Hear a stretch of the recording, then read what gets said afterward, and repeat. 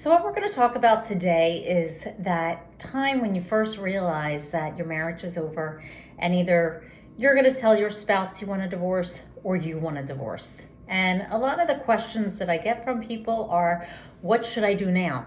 What steps should I take to protect myself? And what I want you to take a step back and think about, your marriage. You could have been married a year, maybe you've been married a couple of years, you could be married 30 years. The longer you're married, the more entwined your lives may be. You may have children together, you could have assets and joint names, and keep in mind the purpose of the divorce process.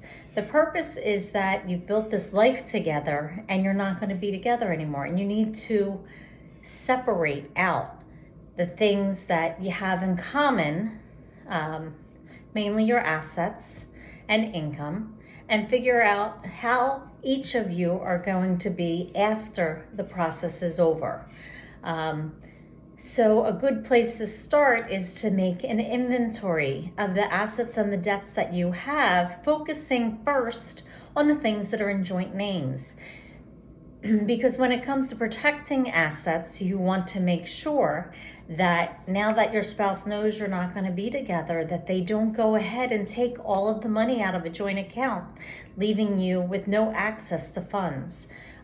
You want to make sure that if you have a joint credit card, that your spouse is not racking up charges that are in your name that you're going to ultimately be responsible for to the credit card company. As divorce lawyers, we may assign that debt to your spouse if they did that knowing you were getting divorced, but it's not going to protect you from the credit card company. So the first thing I would recommend is to try to identify what are joint accounts and make a plan to get those accounts in separate names fairly.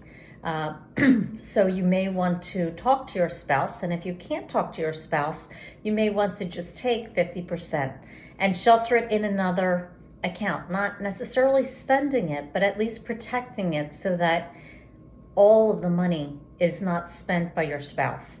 For credit cards, we do recommend that you freeze those accounts.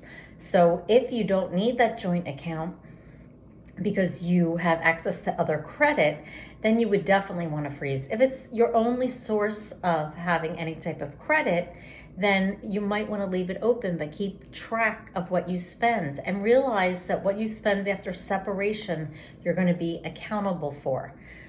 Much of the divorce process is spent identifying what are our assets, what are our debts, and gathering that information so that when you go to court, someone, if you don't resolve it by agreement, someone else can say, hey, this is what they have together during the marriage, and this is probably the best way that it could be allocated. So what I always recommend is to definitely make a list of what your assets are, what the values are, and start gathering statements close in time to when you separate it.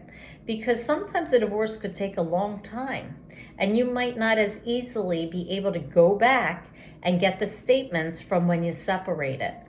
And the more that you can do on your own, the less it's going to cost you. Because if you don't do the work to get your statements, that means you're paying someone else to do it for you. So I always recommend that you keep the logins, go in, get your statements, print them up so that when you do see your divorce attorney, you'll have a lot of the information available for them to do their job. As far as income, assets are one thing, and then alimony is a whole nother thing based on your income. So any information that you have access to regarding your spouse's income or your own income, you would want to gather, because that's going to determine if you're going to get any support for yourself, if you're going to get any child support. It's really income driven, and knowing what those incomes are is important. So if you do file a joint tax return, you definitely want to have your joint tax return document. These are just some of the things to start gathering. Another good starting point is to pull your credit report. You can get a free annual credit report at annualcreditreport.com. I recommend that you pull your annual, just pull one. You could get it from 3 different TransUnion, Experian, but I would recommend that you only pull one. Because you can then check your credit again in 3 months on one of the others, and then again maybe in another 3 months, so that you have access to your credit report 3 times a year. I would review that to make sure there's no accounts that you don't recognize, and also to identify what the balances are on the accounts that you have, because you might have forgotten about something. In addition to that, I recommend that you pull your Social Security statement. They don't mail them out anymore. You need to go online, onto the website for Social Security, and pull your benefits statement.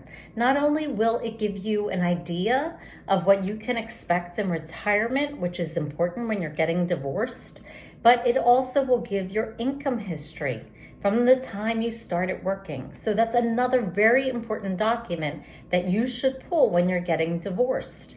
In addition to that, go online, log in, pull up your credit cards, pull up your bank account statements, pull up your investment accounts, and start printing out those documents. Because the more you do yourself, the more you're going to save yourself in the long run. So that's my quick tips on beginning the divorce process and how to protect yourself and start gathering the information that you're going to need for divorce.